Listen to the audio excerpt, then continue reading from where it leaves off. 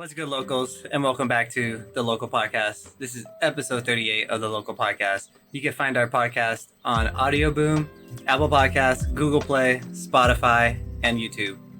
This is the podcast where we talk about TV shows, movies, sometimes anime, but we mainly focus on video games. You have me, Carlos Perez, and my good friend, Miguel Vasquez. the one and only. And what the fuck is up? What have you been doing, Mike? I've been good. This past couple of weeks, my friend from Mexico came to visit her family here, San Bernardino.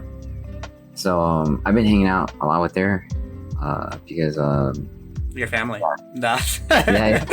yeah. And so she left to the airport on Wednesday to go back to Mexico. So I don't know when I'll see her again. You know, it's gonna be for quite a while, especially with the pandemic going on. But yeah, I've been hanging out with her. I've been playing a lot of Mario Kart, you know, on Switch, playing with her. It's funny because the only time I play the Switch is for Resident Evil 4, but I finally got to play a little bit of Mario Odyssey, which I haven't touched in 2 years, the game on the Switch.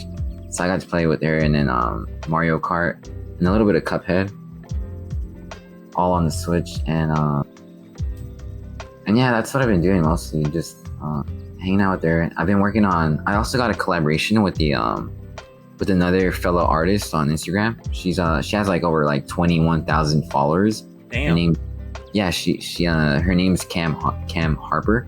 She has her style of 3D models is similar to the ones what I do. So the collab that we're doing, the project is Dexter and Dee Dee. So what she's doing is she's working on Dee Dee's character model, and I'm working on Dexter's character model. Wait. Cam Harper art? Yeah, Cam Harper Hart. Oh yeah, dude. I've seen her stuff. I didn't know if it was a guy or a girl, but regardless, I seen her on my explore feed, and oh my, yeah, dude, her shit is good. Yeah. She's really talented. And so she's gonna be doing maybe 70% of the work. And what I mean by that is that she's gonna be doing the rendering, composition and everything. She's really good at that. I could do it, but she was the one who offered. She was like, hey, yo, if you want to collab, I can do majority of the rendering and stuff like that. And I'm like, yeah, sure, I'm cool with it. So the concept is Dee Dee is looking all so demonic. If you ever watched Dexter's Laboratory. Mm-hmm. You would know that Dee Dee's always causing trouble in Dexter's lab. Mm-hmm. So the concept that we have in mind is making Dee Dee look so demonic, and having Dexter in a hostile situation, in a hostile pose. She has she's forcing Dexter's she's grabbing Dexter by the face and giving him an expression. So both character models are going to be interacting with each other. And so I'm sculpting, I'm modeling Dexter's face with the expression of being scared. He's terrified by Dee Dee's. And so and yeah, that's what we're working on. I was working on it earlier before we started on the podcast, so I hope to finish that one too, and not just the Dexter project, but also with Adventure Time with Finn and Jake, which is what I sent you earlier. But I have to finish those soon. But yeah, that's what I've been up to this past week, since the last podcast.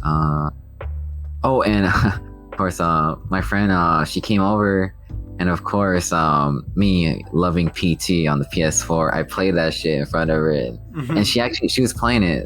She was playing it because she plays on PS4 too, so she kind of knows how to play, use the controller. So yeah, we were playing that, and it was just so funny, dude. For every family member or relative that comes over to my house, the first thing I do is just play PT with them, and they always get a reaction out of it. It's always a classic. If people that are listening, if you don't know what PT is, it's the Silent Hills demo that came out 6 years ago that was canceled, with the ghost lady in the hallway. That one's just a classic, dude. But yeah, I played that one, and did she get scared? Fun. Yeah, she got scared. She got really scared, and yeah, that game never fails to just scare people. Yeah, I'm so glad I still have that game on my PS4. But yeah, that's what I've been up to, dude. Just collabs, the project, and just hanging out with my friend. But what you been up to? What have I been up to? I just been chilling at home. I finally went out to go skate one day. I've literally been quarantined as fuck. Just been playing Ghost of Tsushima and just literally grinding through my backlog, and I did not get anywhere, like remotely, like percentage wise in my backlog. It is literally, it's never gonna get done. I can guarantee you that. But I've been playing a lot of PlayStation recently. I've been playing the Avengers game with my brother and his friend Malcolm, and no joke, let's talk about that really quick. No joke, I thought the storyline was gonna be like average as fuck, but overall, like for how far I am, I'm really liking the story and where it's going, where it's taking place. The plot of what's happening is pretty good. Like, I think I'm like 75% done with the storyline. It's really short. I think people are finishing it within 10 hours, and me and my brother and his friend are pretty much almost there. But regardless for how far I am right now, I would give it a 7 out of 10 for how good it is. So I would say it's good. One thing I don't like though, that I really can't stand, is the main character. I think she is like god awful. Like, I don't think like, it's just the way they made her, I guess. So pretty much the main character is Kamala Khan. She's the little girl, and like her goal, she pretty much, the Avengers split up and she brings them back together, pretty much. But like, she's like a super fan, like a fangirl, like she's fangirling all over these heroes, and it's just so cringy. Like, not that like I don't expect people like in real life to have done that, because I'm pretty sure any fangirl or fanboy would fan over these people, you know what I mean? But like, it's just the writing material that they gave her is just so like, why? Like, there will be like a scene like Iron Man will be talking to her through the headset or something, or through the comms, and like he'll be like, you gotta go down there and go protect the servers or whatever's, and she'll be like, okay, you got it, Iron Man. And so like Iron Man checks up on her, he's like, hey kid, how you doing? And she's like, oh, I'm kicking serious butt. And it's like, oh my god, it's so weird, it's so cringy. It's like, why did you have to make her say that? Seriously, she could have said ass instead of butt. I'm just kicking serious ass, would have been a lot better than butt, Yeah, it's just, I don't know, the writing, I don't know, oh my god, it's like, I'm listening to her talk and I was like, god damn it, shut up. And another thing too, the Tony Stark's writing is really pretty bad too. Like, the voice actor, I feel like does not fit Tony Stark at all. Like, listening to him is like, this is like, I don't know, it's pretty weird. The voice, I forgot who voice actors him, but I know he's a really good and he's very well known. But yeah, I feel like the writing material they gave Tony is really bad. But that doesn't, honestly, the writing material for those actors, it doesn't stop me from understanding the story and where it's going to say it's bad. Honestly, overall, like I said, I give it a 7 out of 10 as where I am right now. And I believe on the progress bar on the missions, I'm like 75% done with the game. Shit, that was quick. Yeah, me and my brother and his friend have been playing for 3 days. Today would be the 3rd day. For sure. But yeah, I'll give a full review in the next episode, because I'm pretty sure we're gonna finish it tonight. For sure. And what do you think of the combat? Like, similar to other, superhero games like Batman Arkham games? Honestly, the Arkham style is always gonna be the best. In my opinion, I love like the hack and slash fist fighting, as I call the Arkham style. The fighting style, everyone has a unique fighting style. For sure, out of all 5 main characters, if you have seen the trailer, obviously, like, Captain America dies in the beginning of the game. And you play as him a little bit in the beginning before he gets blown up. And he had my favorite fighting style, because he fought like as if it was going to be like the Arkham style. So I was like, oh, hell yeah, I'm a main Captain America. And I was like, fuck. What was the point of making him play for like 3 minutes and you just never get to use the character at all through the story? You know what I mean? So I was kind of bummed on that. But Black Widow kind of has a similar style to that. but I don't know, she's kind of slower, in my opinion. Like her fighting style is good, but it wasn't as good as Cap's. Mhm. I don't know. It's kind of weird to compare, but yeah, for sure, I wouldn't say it's the best fighting style because everyone has a unique type of skill set. Like Kamala Khan, she stretches out her body as she fights and stuff, which is cool. But for sure, she feels kind of sluggish because she's always stretching her arms out and her feet. The Hulk, I feel like the Hulk, in my opinion, is the worst because not that he's boring or anything, but just his fighting style is just so bland. Like he's the Hulk, so he's just always swinging his fist. It doesn't even look like he's really trying to aim for anything. It's just like he swings and then he hits somebody because they're just in the way, you know? Like you're not really one-on-one with an enemy. I mean, you could be, but like just for how big he is and for how powerful he is, it just feels like you're just Hulk smashing everything in your way, and there's no other type of like fighting style for it. You know what I mean?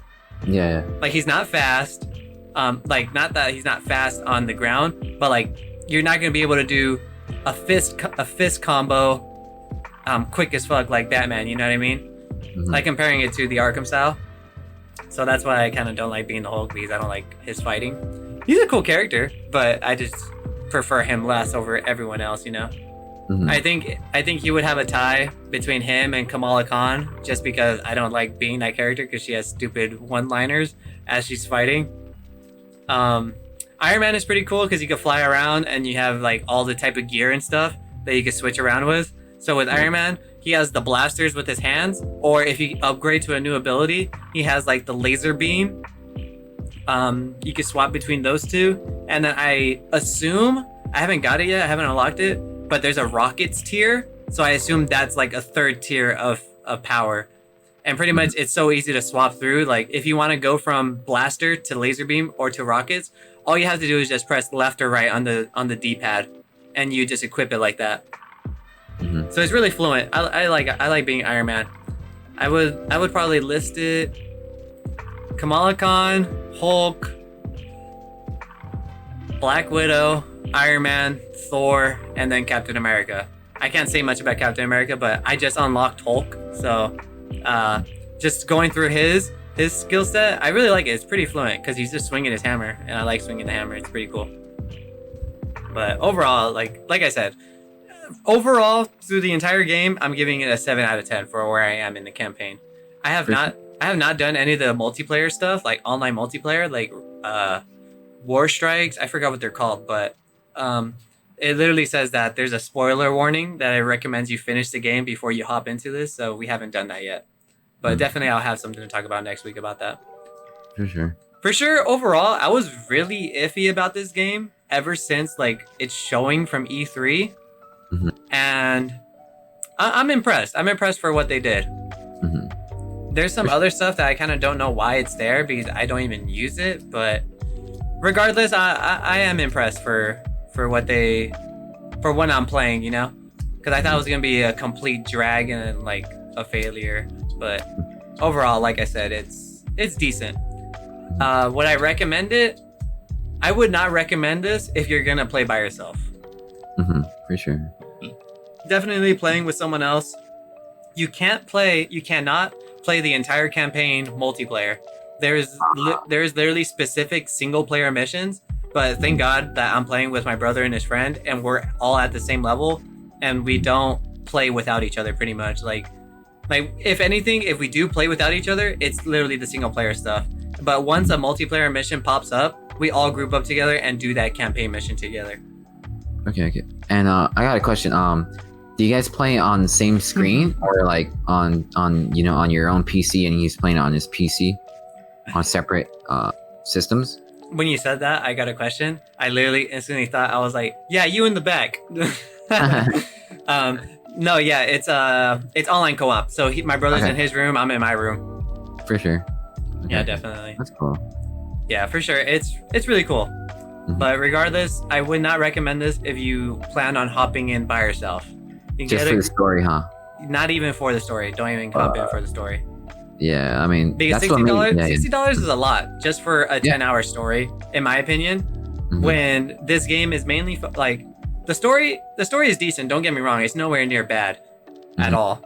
Like, for how okay it is, like, so say it goes bad, okay, and then good, a scale of 1 to 10 for how okay it is, I would give it like a 13. So that would put it like 3 out of 10 good. You know what I mean? I don't know. My scaling in video games is fucking weird, but yeah, I do not recommend this game going in solo. I would say get a group of friends, recommended 4, so you guys are always squatted up together, you know? Even like I'm just playing with 2 other people, so that makes a total of 3, and I'm still having fun with them regardless. But yeah, if you do really want to watch the storyline, I would recommend probably just watching a gameplay through on YouTube, or if you don't like doing that stuff and you like getting hands-on with it, I would wait for a sale, just for if you want to just play the story mode. Yeah. You know? But I don't think the story mode is honestly to die over to play. But like, since we're playing it, we might as well play through it, you know? And I'm not trying to get it spoiled, you know what I mean? But yeah. You know, it's a shame that, you know, in today's climate, you know, of gaming, you know, they don't really provide demos for games like these, you know? Not, you know how back in the day they would have demos for like upcoming games to play. And I don't think they're gonna release like lately they haven't really been releasing a lot of demos, like you know, AAA titles, demos for those type of games. Like, they haven't really been doing that much, except for maybe I can think of like maybe the first Doom 2016 and Resident Evil 2 remake and Resident Evil 3 Resident Evil 3 remake. They released demos for that, but like for games like these that people are like so hyped up for, like they don't really like give players a chance to play it unless it's like beta, you know, like pre-order, and you get to play like the beta and stuff like that, you know? Well, to be fair, the Avengers game, they did have a beta, and you did get early access if you pre-ordered it on PlayStation 4, but there was an open beta. Like, you didn't need to pre-order it, you could have just downloaded it and played. And in the beta, you literally do the first mission ever in the game. And you pretty much really do the first and second mission of the game. And you get a good grasp of what's to come. Okay. And like, honestly, when I was like playing the game, when I started I had to start all over, obviously, because I was playing beta, but because it didn't carry over. But regardless, like, when I was doing that, I was like, oh, I already seen this. So I was already way ahead of my brother and his friend, and they're like, how are you so far ahead? And I'm like, I already seen it. You know what I mean? But yeah, I mean, that demo was cool for sure. At least on PC, there was a lot of bugs in the beta, and I did not encounter any of those bugs on full release. So thank God, because that would have really affected the way I played. But overall, I'm enjoying Avengers. I'm not like I said, I'm not loving it to recommend it for solo players, but thank God I have my brother and his friend to play with, because I would not probably play this without anyone else, you know? Like, if I had other homies and I have other homies that would have wanted to get this game, you know? But regardless, yeah, I've been playing that. I've been playing zombies with my brother and his 2 other friends. I've been doing that zombie Easter eggs, because you know me, I love my zombies. So we've been playing that. We've been doing the Origins Easter egg, which is pretty cool. What other game have I been playing? I'm trying to think. I know I had something else. Oh, Fall Guys. I've been playing Fall Guys. Fall Guys a lot. I was playing so pretty much when I was playing Avengers, like when we would take breaks, I would play Fall Guys with my brother and his friends. And honestly, dude, like, for how much I love this game, I think I'm just gonna try and get the platinum on PlayStation. I already have almost all the trophies on PC. I think I'm literally missing like 5. And I know the only hardest one for me that's gonna be to get is just winning 5 games in a row, because it's always random. So I don't know if I'm gonna have a good team that's gonna get me killed, or something that's just gonna fuck me over, like a lag. So we'll see. But yeah, I'm pretty hyped. I'm really having fun with Fall Guys still. It's such a good game. For sure. But yeah, I have like friends that are always like talking about Fall Guys, and I can see why. It looks like an addicting game. I haven't played it myself, but I just feel like if I were to get my hands on it, I'd probably get like so addicted to it that I wouldn't really have time to do like what I normally do, my projects, especially if I were to play on PC, you know. But I kind of doubt it though. I can handle myself. I have self-control, but Yeah, definitely. I can see why a lot of people are raving over it, because like it sure as hell does look addicting and fun as fuck. So yeah, dude, it's such a good game. And if you guys are still on the verge of not playing it, like even when the trailer came out, you knew how hyped I was talking about it on that episode of the podcast. I remember. Yeah, dude. Dude, I'm so hyped for how much hyped I was and how much it lives up to my expectation. Even further than that. But yeah, regardless, I can't think of anything else that I've been doing this past week. Trying to think of anything interesting, but I can't think. Did you think of anything last minute? No. I mean, my week's been. I pretty much explained what I did this whole week. All right, let's hop into some news. We don't have the only thing movie, TV show related news is that they released some information about Resident Evil's Netflix show. Yeah. What do you think about that? Well, I mean, it's gonna be an hour long for each 8 episodes, right? 8 episodes, an hour long each, and I believe it has, I think, one of the cast members or the directors of Supernatural hopping on for the first couple episodes, and one of a screenwriter from The Walking Dead. Ooh, okay. I believe so. I don't remember, so don't quote me on that, but something like that. But yeah, for sure, 8 episodes, an hour long each. What do you think? Oh, I'm okay. Now I'm hyped. After hearing about The Walking Dead, screenwriter, I truly do believe this certainly will have like a lot of potential to it. Like, because Netflix, when it comes to their own films, they're pretty high budget with it. Yeah.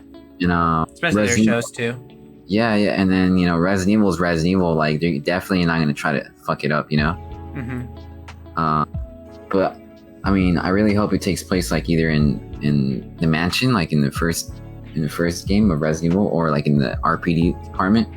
I mean, the Raccoon Police Department. That'd be really interesting. I'm really interested to see how it goes. I don't know. Do you know if they're gonna be using like the original like Resident Evil characters, or will it be like? I think they're gonna use Raccoon City, some Raccoon City police as the main characters. All right, and we'll probably get a glimpse of either Leon in the background, as an extra or something like that, Yeah. Or yeah. I think so. But damn, that's pretty cool, dude. I know they're gonna do justice for sure. There's just so much potential to it, And if they fuck up, you already know how Resident Evil fans are gonna be, They're just gonna start bitching, and so I know Netflix does not want to deal with that shit, so they're definitely give it their all. Okay, yeah, it's gonna be the first 2 episodes gonna be written by the main guy from Supernatural and directed by one of the Walking Dead screenwriters. They're sure. The first 2 episodes, but regardless, yeah, I'm pretty hyped. I really do like what Netflix does with this stuff. Like I have faith in them to like, for sure. I know a lot of people give them shit for their anime adaptations because they look pretty fucking bad, but to be fair, I've never seen one to actually give a judgment on it. But like just seeing The Witcher, Stranger Things. What else is Netflix original? The Stranger Things. Yeah, Stranger Things. I don't know why I can't think of anything on top of my head. Big Mouth. I like the Big Mouth cartoon. Like just knowing that they have good sources and good faith in the people that they're hiring. I have good hopes for this as a Resident Evil fan. Yeah, seriously. But nonetheless, I don't have anything more to say about that. But I'm excited to see what happens. Same here. Other than that, we got. I guess we'll go straight into the Sony news. Sony launched pre-order links directly to pre-order the PlayStation 5 digital and physical and some of their hardware through PlayStation.com. The only way to do this is click the pre-order link, and all you have to do is just sign in with your PSN username. What do you think about that? So pretty much, it's not guaranteed that you would be able to pre-order it, they're only hand selecting a few people. So once you get the email that you got the go, like to pre-order it from Sony.com, like if I say rush there to get your order in hand, they're not selecting everyone. They're only selecting, I think, random people. I don't know if it's random because they said something about your account and see how active you are and stuff. So if you have an account and you don't even play at all, I think your chances are less than 0. I would assume, but hey, who knows? But yeah, what do you think about that? You know what? Honestly, I'm starting to get annoyed because the fact that Sony's already doing pre-orders, yeah, they haven't really mentioned the price or the release. You know what I mean? Like, maybe because I'm impatient. I'm not really impatient. It's just that I'm sure a lot of people can agree that it's kind of unprofessional. Announce the price, but they're taking pre-orders, Yeah. And the thing is, like, once let's say like there's this person that kind of struggling, working, money, and they submitted their PSN ID to Sony in order to get a pre-order link, and let's say they get it, but they find out that it's maybe like $550 or $600 the disc PS5 version with the disc hard drive disc, and he wants that version, so he's like struggling, and the fact that let's say like he wouldn't be able to purchase it, right? Mike, hold on. You're cutting out. Oh, sorry, dude. Give me a second to take note of that. Mm-hmm. Do you know if you're like tapping your knee on the desk or something? No, let me check. Like if you're shaking anything, just because like when you're talking, like I notice, I don't know if you're pausing in between your sentences, but like you're talking, but then every time when you stop talking, it seems like you're trying to think of your thought of what you're saying. Or I don't know if it's a mic issue. I think it was just me. Oh, okay, hold on. Let me take note of that. Sorry, I cut you off. No, it's cool. We can just erase that one. Like the first like 30, 20 seconds I said what I said. I can just say it again.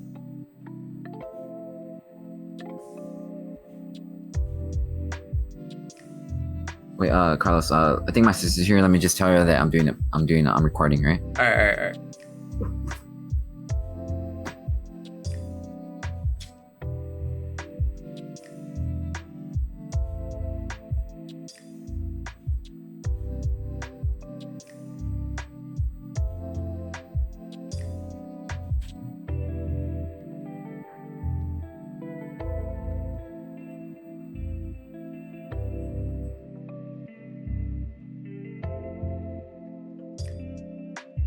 Hey, tell me if you hear the cat. Like,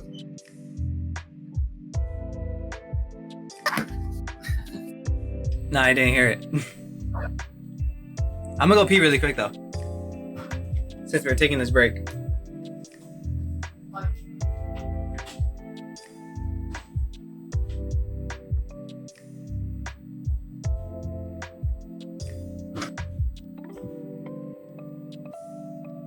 all right, Carlos, I'm back.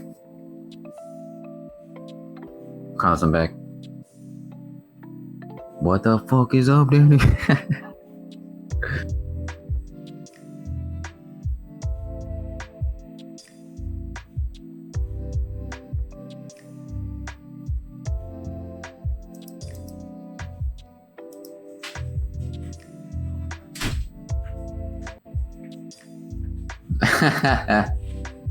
Mike? Yeah. Okay. Give me a second to take note. Yeah, I'm ready. Hey, you seen that gameplay of Adventures of Chris? No. That shit's it's just random as fuck. It's some fat dude, some fat, average white boy. Uh-huh. And in the comments section, it says, Discord mods be like, finally some representation. Yeah. I get it. But all right, let's get back to it. All right, let's go. 3, 2, 1. All right. What's up, Mike? What did you say about the PlayStation 5 that you don't like? What? The idea between signing up, basically pre-order wise, using your PSN. What don't you like about what Sony's doing? Yeah, what I don't like is that they haven't really announced the price, or the release date. Yeah, they're taking pre-orders, and a lot of people have noted that. Even like IGN, they even Sydney Goodman, I think, I forgot. She even said she said it too, and I agreed with her. She's like, they're taking pre-orders, but yet they haven't really announced the price, or the release date. So, I'm just kind of bothered by that. I'm not like butthurt or anything, like I'm not really I'm not impatient, but it's just that I'm sure a lot of people can agree that Sony should just start, announcing the price so people can save up, because a lot of people are out of work right now because of the pandemic. Yep. And so, yeah, I just feel like it's kind of unprofessional in a way. But that's just me. I mean, maybe other people will say differently. Some people won't agree with me, but I'll say for a lot of people that it's kind of just unprofessional. Some people just, it's going to be a costly console. It's going to cost a lot. So a lot of people would love to know the price that it'll be it'll cost, so they can just save up, later on. Yeah, definitely. I see where you're coming from.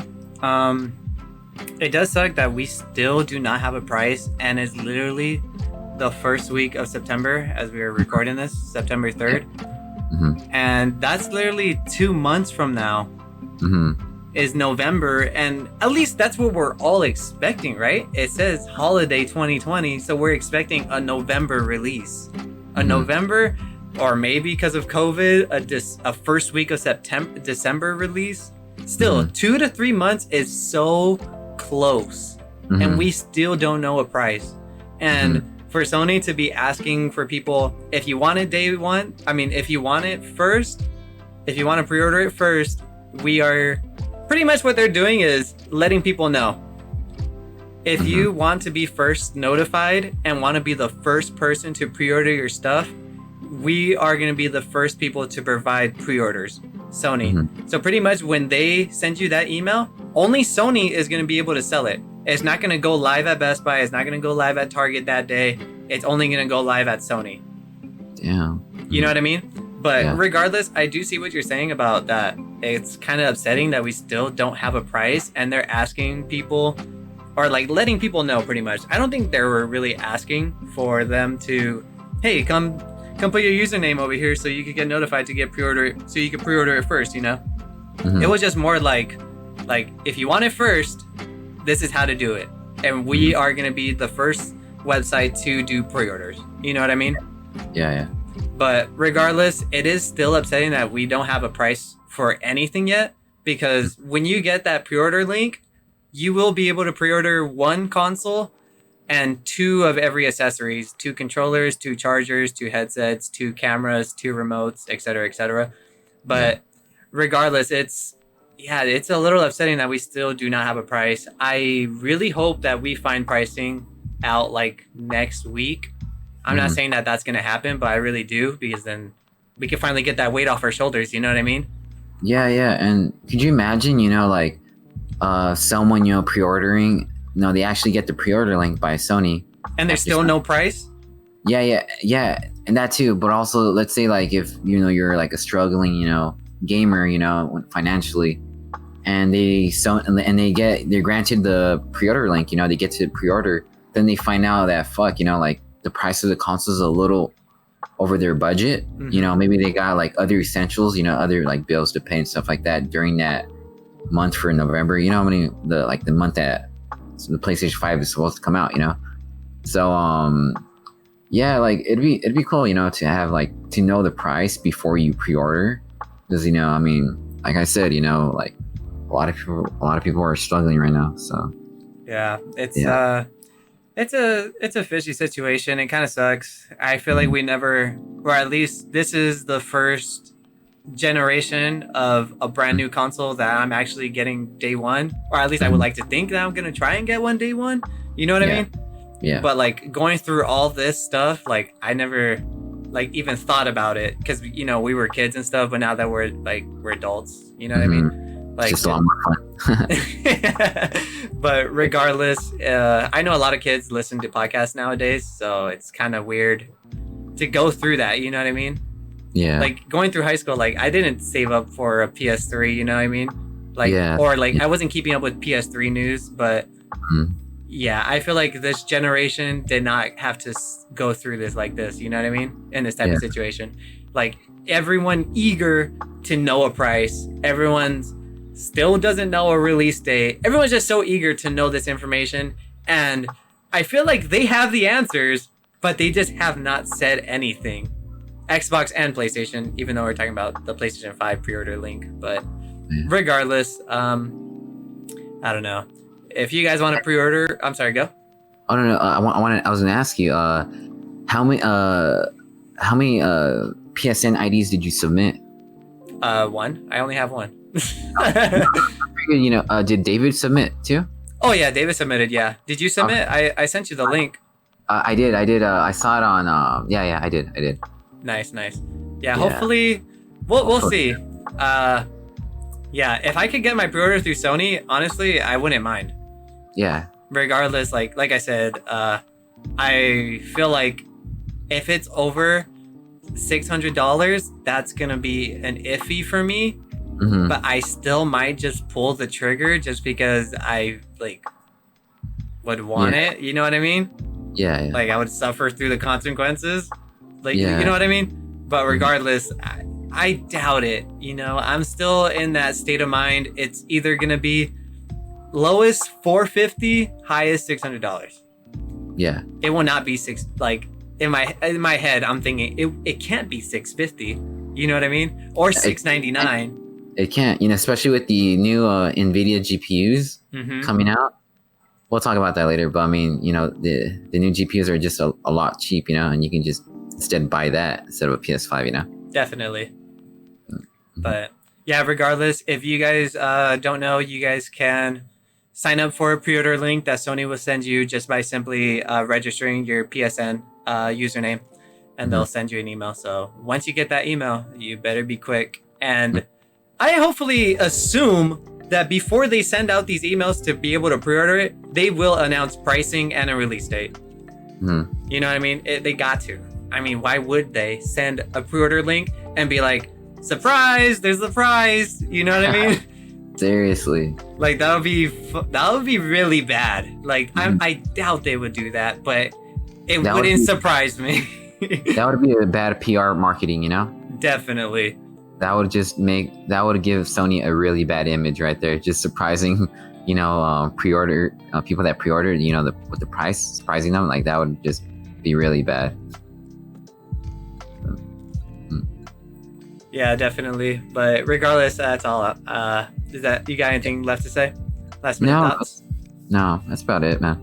All right, let's hop into that NVIDIA news that you were talking about. Dude, did you watch that presentation? No, I didn't. I won't explain honestly anything in that presentation, but because I am not like knowledgeable to explain anything that happened in it, like lighting, shaders, teraflops, anything like that, because I am just fucking clueless about that. But I'm not clueless about the visuals, and for how much power it has is ridiculous, and the prices that they're asking for these things are so not like because they're expensive, don't get me wrong, but compared to the last generation of graphics card that they unveiled, it's ridiculous how much money they're asking for. So pretty much NVIDIA unveiled their next three lineups of GPUs: the 3070, the 3080, and the 3090. 3070 is going for $500, 3080 $700, and the 3090 $1,500. Okay. Yeah. So pretty much the 3070 is their like pretty much kind of like how I don't know how to describe it, but I guess their lower end graphics card is $500, right? Yeah. It's twice the speed and it compares like a bit powerful to a 2080 Ti, which retails for $1,400. Fuck. And this newest card like matches it only for $500. So they dropped $800 in price and technology on this graphics card. Yeah. So literally, if you bought a 2080 Ti this year, I kind of feel bad for you because like you pretty much got fucked that you should have waited. But regardless, like you could I don't even think you could resell it at this point to make your money back, because I know you won't. But to be fair, we still don't know charts, like how these things run on current gen motherboards, current gen CPUs, and everything. See what bottlenecks, whatever. See the frames, but from what they were saying and from what it looks really fucking good. Mm-hmm. Like if you're building a PC, I say definitely hop on that 3070. It launches in October, because I know guarantee people that already have PCs are gonna want that card, because it's a really good price for $500 that they're asking for. It is, it is.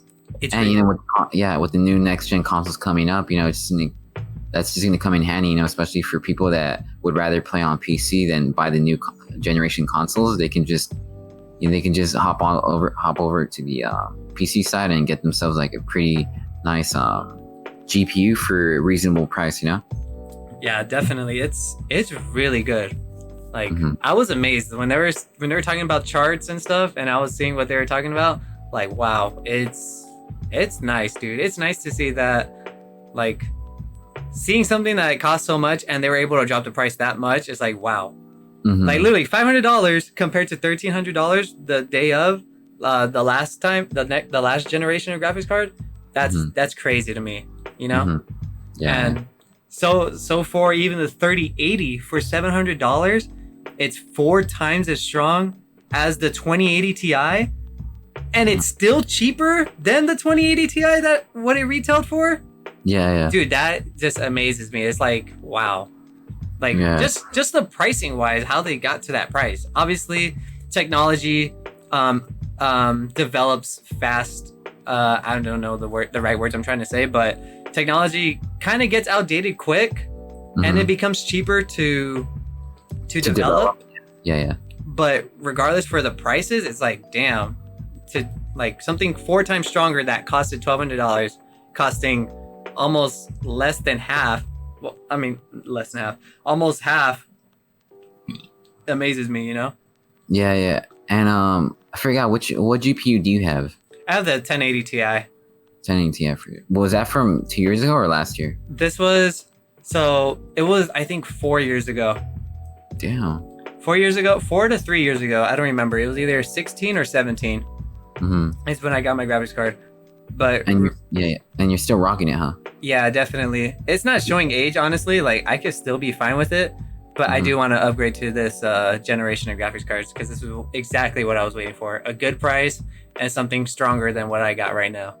That's true. Sure. But regardless, sorry, go. Yeah, my bad. But do you play most of your PC games at 1080p, right, or 4K? Minimum 4K. Like it's not full resolution. 3440 by 2560. Is that 4K resolution? I don't remember. But it's like 3440 by 1440. That's not. Oh, you're good. Yeah. That's like bare minimum crossing the line into 4K. Okay. Yeah, that works too. But regardless, have you seen footage? I think they released it today of the 3080 running Doom Eternal on 4K at 100 frames per second. I watched it. They did a small comparison. But I honestly can't really tell the difference between the two comparisons. Maybe how obviously Doom is like fast paced, and you would have to like slow down a bit just to see like a little bit of the comparison, the little differences. Yeah. But I watched it, and it's a lot smoother. I can tell you that. Honestly, when like comparing frames, like it just amazes me for how much it can push, because they literally, like I think a week before this unveiling of new graphics cards, they made a video of hitting 100 frames with a 2080 Ti. But they had to liquid cool their CPU they had to liquid cool their CPU and liquid cool their graphics card to be able to push it that hard. Fine. Liquid cool. They had to use liquid nitrogen to cool it down and keep it stable to be able to push it that hard. But to see that the middle graphics card can run it 4K 100 frames, I don't know what cooling system they use. I don't know if it's stock or liquid, or if they did use liquid nitrogen the most, But regardless, just to know that it can run 4K, 100 frames per second, that's insane to me. For the middle tier graphics card, I can only, and supposedly the 3090, which costs $1,500, will be able to run 8K 30 frames per second. Damn. Like, let alone 8K, you know what I mean? Like, that's just nuts to me. That's truly next gen. Yeah, definitely. Like, it's crazy how graphics cards work. I want to get more into like the technology that gets put behind it, learn the vocabulary between the teraflops it pushes and everything. But regardless from what they were showing, oh my god, dude, the presentation they showed, like this marble just passing through, dude, it looks like real life. It is so damn nice. But nonetheless, I'm pretty excited. If I were to be getting a new graphics card, I would want the 3090 just because like, I don't know. Honestly, thinking about it, it's something I would want because it's like the best of the best, and not that like I deserve the best of the best, but I usually just go that route. Does that make sense? Like the overkill route, like just having the top tier notch thing. But like just thinking about it, the 3090 is $1,500. What if they repeat the process and they make the next generation of graphics cards and make it $500? It's like 4 times stronger than the 3090, you know what I mean? I feel like I wouldn't get my money's worth. So I honestly might just grab the 3080. It's cheaper, and it's definitely going to be way powerful more than my 1080 Ti. You know what I mean? Yeah. And something I do want to have before Cyberpunk 2077 comes out. For sure. If anything, I would probably get the 3080 and probably get a new monitor, because I would like just a regular 2K 2560 by 1440 144 hertz ultra wide monitor that has HDR, because once they announced the new line of generation graphics cards, a lot of there's other peripherals that come out too, like new monitors and other stuff. But regardless, I am really excited for next gen GPUs. Next generation of computer graphics cards, not console wise. Yeah. It gives me the hope, of the way the much more powerful, handheld consoles they will be releasing, if they ever do, because I feel like they can put like a PS4 or PS5 graphics, into a small handheld with these like GPUs, So I really hope, with the way technology is like advancing quick, I hope they can some company, whether it's Nintendo or Sony or Xbox, releases like a handheld console similar to those specs, But that would be cool, dude. I just love how GPUs just advancing so quickly. Yeah, definitely. It's like, I don't know, like I would have never thought I would be talking about graphics cards, computer parts, let alone building a PC. You know what I mean? Yeah. It's crazy where I've ended up in like video game wise or technology wise, I guess. I think the only technology wise expertise that I had was iPhones, because I was always iPhone fanboy. But regardless, I'm pretty excited. I'm really hyped for next gen. I'm really hyped for like pretty much all technology wise in PC. Like I feel like I would like to be like a PC enthusiast, like get down to the bone and learning everything, because it's just fun to learn. I really like it. But regardless, do you see the 3090? It's gonna take 24 pins to power up. Damn. Usually, like right now, my 1080 Ti, it's only 16, so two power cords, but it's gonna need another set of that. Damn, so I can only imagine how much power it's gonna suck up, but yeah, it's pretty crazy. I just think that's an overkill, I think a 3080. Hell yeah. The 3090. Like, I'm not gonna get an 8K monitor, so for sure there is no point of me getting a 3090. Yeah. But I guess when 8K becomes more relevant, I'll be ready if I do get the 3090. Yeah, I'm sure 8K will be the norm, like maybe 10 years from now. Definitely. 4K is already almost the norm. I know a lot of people. I have a lot of friends that already own PS4. I mean 4K TVs, but yeah, 8K TVs, like they're already out, but I mean they just won't be. They won't be that relevant till like maybe in the next couple 10 years. So Definitely. Yeah, I went to Nate's house, and not like to shit on Nate, but but he still had, I think he has a 1080p TV, and we were playing. Oh my god, I didn't even talk about this. We were playing Skater XL on his TV, and I do not believe how bad that game looks on console. Like Wow. I've already shitted on this game, but oh my god, what did you guys do? The game looks awful on console. Like, I'm not even talking bad. It looks like a PS3 a PS3 game remastered on PS3, but they just ported it to the PlayStation 4. That's how bad that game looks to me. Like, I am sorry, but goddamn, Skater XL, how did that?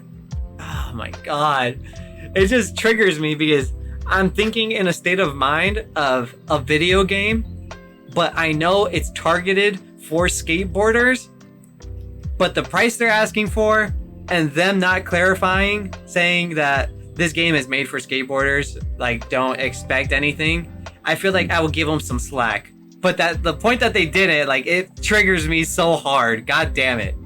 But anyways, I forgot to mention that, but god damn it. But regardless, new NVIDIA GPUs are coming out. The 3070 launches in October, the 3080 September 17th, the 3090 September 24th. Last minute thoughts on it? I'm really excited. September 17th couldn't come any sooner. No, I'm excited for you. You know, if you say you like to get one, like, I'm excited for you.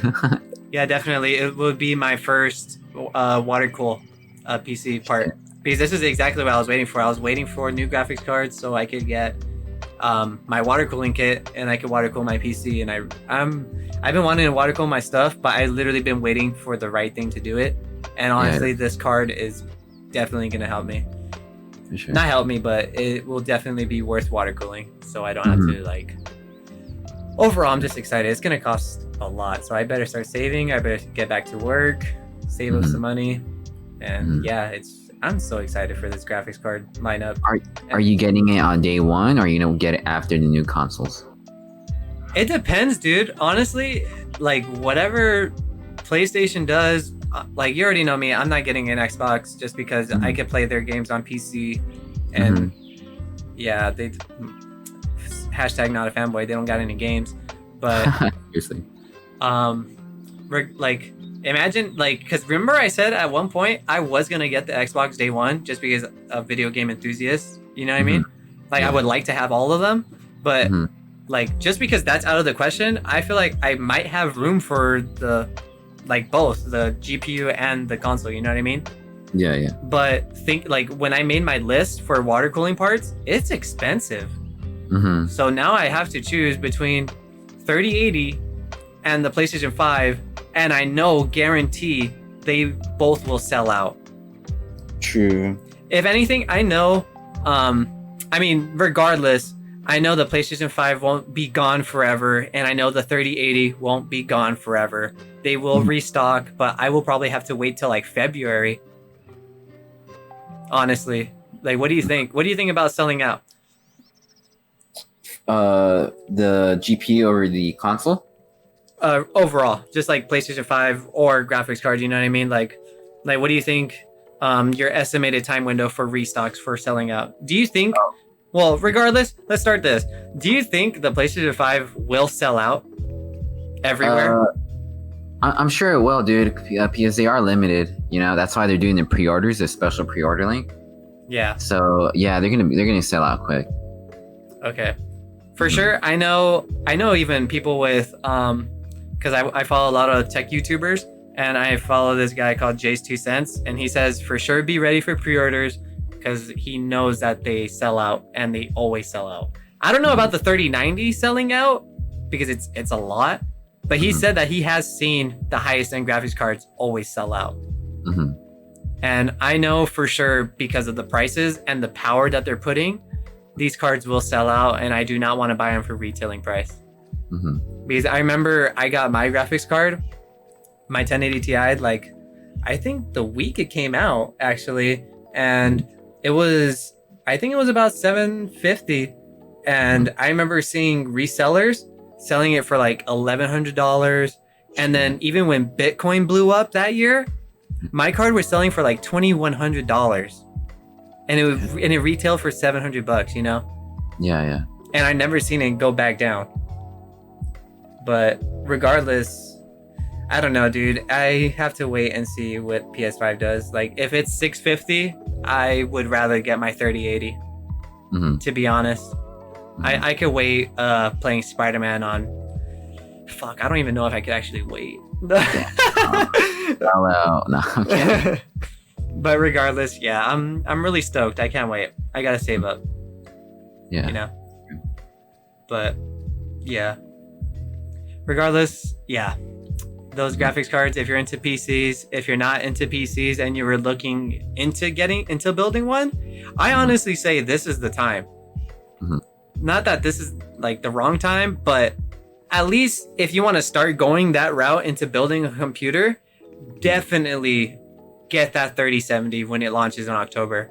Or if you want to be like 4 years, regardless, like that graphics card is really good for starting out. $500 for a 3070, and it can run 4K, like bare minimum 4K. I would say definitely grab it as your first PC part. Be ready for that pre-order link, and definitely get that 3070 if you're interested in building a computer. That should be your first part, because that card will sell out. I know for a fact that one will. But regardless, yeah, those PC parts are really nice. What else is on the news list? We could talk. You want to hop into Gamescom and get those lists out, and then we'll talk about the final banger? Yeah, let's go. All right. Gamescom happened this week. We're not going to cover everything, try and change things up. We're just going to cover pretty much what interests us, and hopefully it gives us a good conversation to talk about. But they showed off the Golem cinematic trailer for the Golem video game that's coming out. Yeah, I thought it looks really good. That cinematic looked really good. Yeah, and I'm sure that's in game. I really hope it is. Think so? I'm sure it is in game because it does not look cinematic in a way. But does it say like what? It doesn't really say for what system it's coming out, right? No. I believe it's a next gen game. Yeah, definitely. But I think my question is like, what are you gonna do with Golem? Are you gonna be looking for like rings or what? Like, I'm not sure. Yeah. I think this might be the story. No, because he becomes how he is because of the ring. I'm not really sure. I'm not like a big Lord. I'm like a Lord of the Rings fan, but like I'm not a lore. Like I know the lore of the story and how everyone becomes who they are and et cetera, et cetera. But regardless, yeah, I can't say much, but I just think it's really cool. I feel like that's all I say about most of these games. It just looks really cool. In the teaser trailer of the Lord of the Rings Golem trailer thing, someone commented saying they said, sweet, I've always wanted to play a game about a cave dwelling meth addict. Ah, shit. That's fucked up. But yeah, I mean, honestly, it's a teaser trailer, so there really isn't much to say about it. But I will say that my question is like, how is this game gonna go? You know, like the gameplay wise, like, I mean, is Golem gonna be battling enemies? You know, like, and what kind of like attacks will he be able to do? You know, because like he's like really in the films, like he's kind of like just weak and childish in a way. I don't know. I'm not really like Lord of the Rings fan, but I've seen scenes of him like just being like just kind of weak, in my opinion. Yeah. I don't know how you're gonna be able to control him. Yeah, me neither. I don't know. I have to find out more of the story. Obviously, it was just a cinematic or whatever. It was just a teaser. It doesn't really provide much information, but just to see how Golem looks. But regardless, yeah, for sure we'll be covering more once we find out more information because it's really interesting to at least like give that type of character his own game. You know, like his own storyline. I wish I knew more. But I've heard other storylines, but I just can't remember on the top of my head. But I remember them being good. But other than that, another thing announced from Gamescom was The Last Campfire. Did you watch that one? Yeah, I watched it. No joke. I didn't. I watched that trailer a long time ago, and I was super hyped for it. And once I saw the trailer again for Gamescom, I didn't even watch it. I just literally went to my Nintendo Switch, and I saw I wanted to see if it was a pre-order link, and it was already available. So I was like, oh shit, I don't even have to watch the trailer. I'm just gonna play it. And I bought it, and I was playing that too this past week. I forgot to mention, but yeah, dude, it's a really cool game. It's beautiful. It has there's like this voice acting. It's not recommended, but the default voice acting is United Kingdom English, and no joke, it's really good. It tells a pretty good story. Pretty much, you're a kid. I don't know what you are actually. You're just like this little person going throughout the world, and you get stuck in a cave. And at the beginning of the game, you revive dead people by solving puzzles. So like, there's like a person. I guess their soul is trapped within. I forgot what they're called because I haven't played it in a couple of days. But regardless, their soul is trapped from within, and once you click on the character, you enter like a puzzle, and once you solve that puzzle, their soul is released, and like you save them, and pretty much they back you up and stuff, and you continue on with the story. But overall, it's a really cool game, and for the price they're asking for, I think it's definitely worth the $15. $15? Wow, that is a good price. Yeah, dude, it's really cool. I think it's pretty short. I think I'm already halfway done with the game, and I got to the halfway point in a day. But yeah, it's really cool. Definitely the puzzles are cool. The visuals are stunning. The atmosphere, the character creations, it's so nice, dude. I couldn't recommend. I would definitely say pick that up overall over Avengers. No. Yeah. Do you think there's replay value after playing the game? No, like, finishing the game, I think just a one-hitter quitter is good enough. Oh, okay, for sure. Maybe showing someone, because I would assume it's a short game, like saying you playing through it and you want to watch someone else play through it. I think it's worth watching them go through it. For sure. Like definitely that type of replay of value. Yeah. Like it's really cool. Like if you go hang out with your friends and be like, oh, you should play this game like right now, like, and you watch them play, I think it would be pretty interesting to watch them play. For sure. You think it'll have their interest if I'm showing someone playing it? Yeah, it has cool. At least the story is pretty cool. The story's nice, and like I said, there's only one voice actor, and it's just the narrator narrating things. Like when you find you can find journals, and she'll read the journal for you and stuff. Oh, okay, that's cool. It's not like a bunch of characters talking; it's just one narrator. Oh, okay, that's pretty cool. It's really nice, and it gets pretty emotional at some points. Like there's like at one point the character finds like a dead body, and you find out that you can't save that soul, and then like the character like pats the dead body saying sorry, and then the narrator will be like, this kid feels emotion, and like it's pretty sad, dude. It's so good. For sure. But yeah, that was the last campfire. It's really good. I recommend it. After that, we got Call of Duty gameplay reveal trailer, and I don't know what to say. It's just more Call of Duty, but it showed some of the story, and it interests me because I did like Call of Duty Black Ops 1 and 2, the storyline, and I think this is a sequel to the first Black Ops game.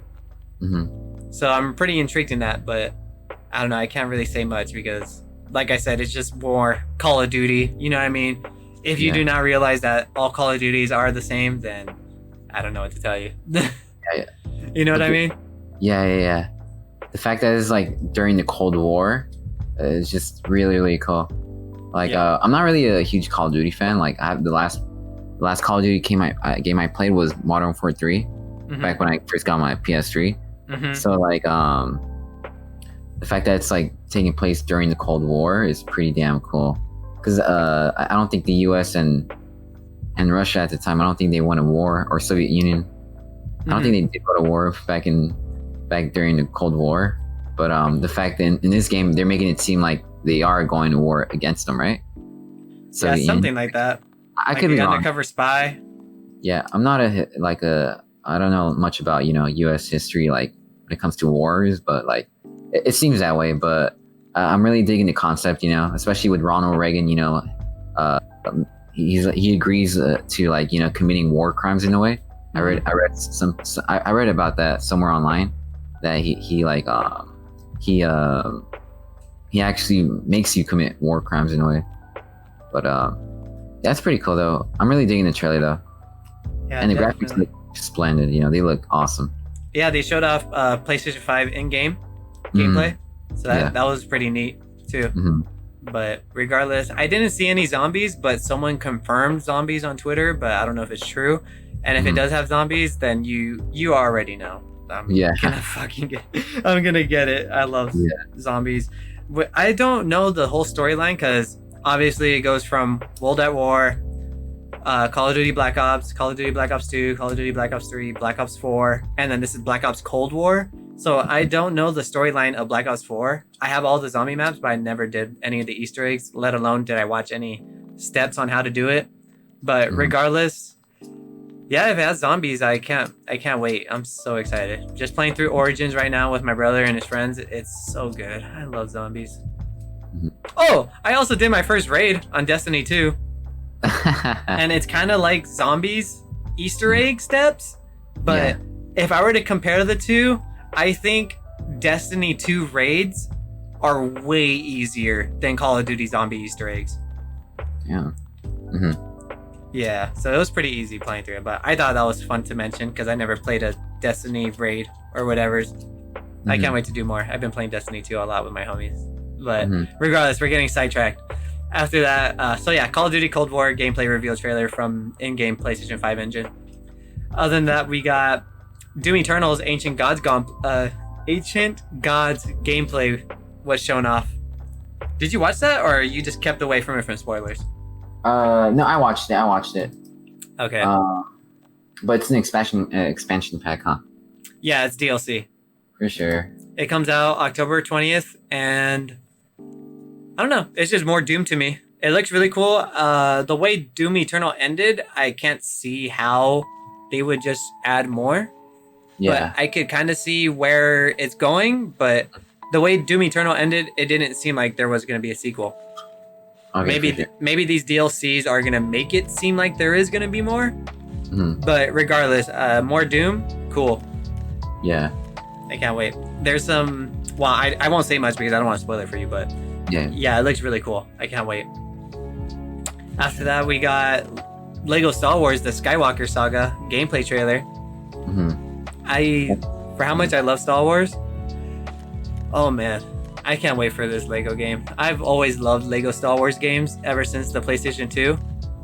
Man, dude, I can't wait. Especially for how silly it is. Like, sometimes, like when you see the gameplay trailer, like there's some jokes in there that are literally not in the movie, but they make it in there.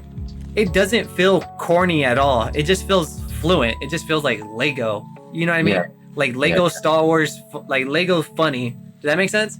Yeah. Like sometimes you could go out of your way and be corny and make funny jokes, like just out of placement. But watching this and where they put their funny into, it feels fluent. You know what I mean? Like it doesn't feel out of place at all. But regardless, Lego Star Wars Skywalker comes out spring in 2021. And for a Star Wars fan, I can't wait. I don't know if... For sure, I'm honestly going to play through all of it. I was kind of having iffies about playing 7, 8, and 9 episodes because I'm not a fan of the Disney trilogy. But just knowing that Lego is implementing their own lines and the way they're doing things, I'm definitely going to play through all of it. I can't wait. It looks like so much fun. Yeah, I remember the OG Lego Star Wars game on the PSP and the PS2. I played it first on the PSP. Damn, those were the good old days, That's the last time I played a Lego Star Wars game. Really? What was the last Lego game you played? Lego Star Wars back in 2008, 2006, Damn. 2007. Yeah, it's been years. But regardless, Lego Star Wars Skywalker Saga gameplay was released. It looks really cool. Obviously, you're going to have lightsaber battles, blaster battles, and everything else. But I can't wait. That game looks really good. After that, we got Fall Guys Season 2 sneak peek. Oh my god. When they showed off new stuff, I was super hyped. So pretty much what they showed in the trailer, or the sneak peek, they showed a couple of new maps, some costumes, and pretty much what Season 2's theme is going to be. And they announced that it's going to be medieval times. So some of the costumes they showed off were some dragons, some wizards, some knights, and some other like medieval costumes. It looks really cool.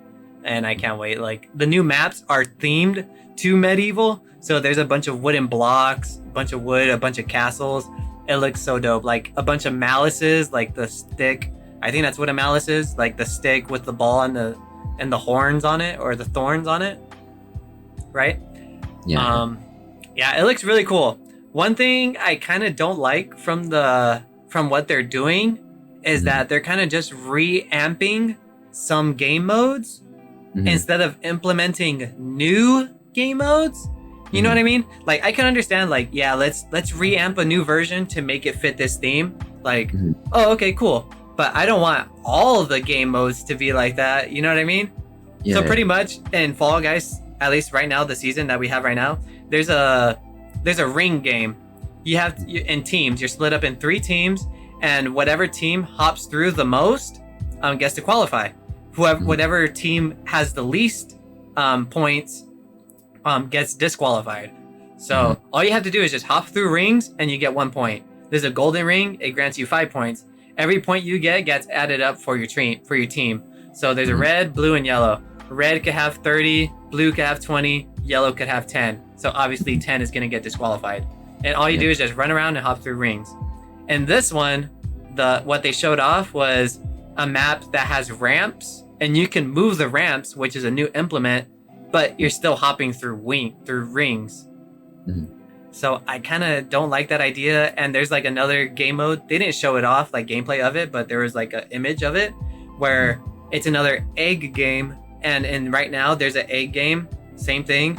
There's 3 teams. You grab an egg and put it in your area, and that's 1 point. Whoever has the least gets eliminated. And there's an image of the eggs, and you can kind of see like the goalpost where you have to put your eggs to get those points. And like just the idea of seeing reamped versions of the previous games, I really hope they don't bring all of them, and I really just hope that they implement brand new game modes. You know what I mean? Yeah. Instead of just remixing the old ones. But regardless, I did see one new game mode, and it looks huge. They didn't show gameplay of it, but it's a pretty long map. But overall, it looks really cool, and I'm really excited for this. Obviously, season 2 won't be anytime soon. I think we still got like 30 days until the next season starts. So pretty much next month is when we'll get the new season. For sure. And I know you're hyped about that. Hell yeah, definitely. Yeah, definitely, dude. I can't wait to see. Hopefully, they add a new update, adding some new stuff. I really want them. If I were to see new stuff in Fall Guys, I would want them to have private mode, so like we could just play the game modes ourselves in a private party and just play with each other. You know what I mean? Like imagine it's 60 people. Imagine we could get like 20 people in one lobby to play together. That'd be pretty cool, you know? Yeah. Or what's another thing? A map creator mode, kind of like Mario Maker, where you make your own level. Imagine the possibilities on PC for the mods for that. Yeah. That'll be so crazy, you know what I mean? Because obviously it's creative as fuck already. I can only imagine what other people that don't work for Devolver, you know what I mean, would be pretty crazy. But yeah, that's Fall Guys Season 2 coming out in I would assume next month. But I wrote down Little Nightmares 2 gameplay trailer. It comes out February 11th. I didn't watch it because I don't want to get spoiled if there's spoilers for the first one. Yeah. Well, there really isn't much like spoilers for the first Little Nightmares, but I watched some parts of it just because I don't want to be spoiled by the monsters in the game. The thing about what made Little Nightmares, the first one, so great for me was I didn't know what I was going up against. I didn't know like what the monsters would look like, and when I did come across those monsters in the game, I was like kind of like creeped out, like, oh fuck, you know. It's not like scary pop-ups. It's mostly like psychological and just like the overall design of the monsters that are in the game. They just give you a creepy vibe, you know. Like, they make you feel unsettled. But yeah, like I watched some parts of it, and I already know I'm just gonna get a day one, whether it's for the Xbox One X or for the PS5 if I ever do get it. But it does come out next year, February 11th.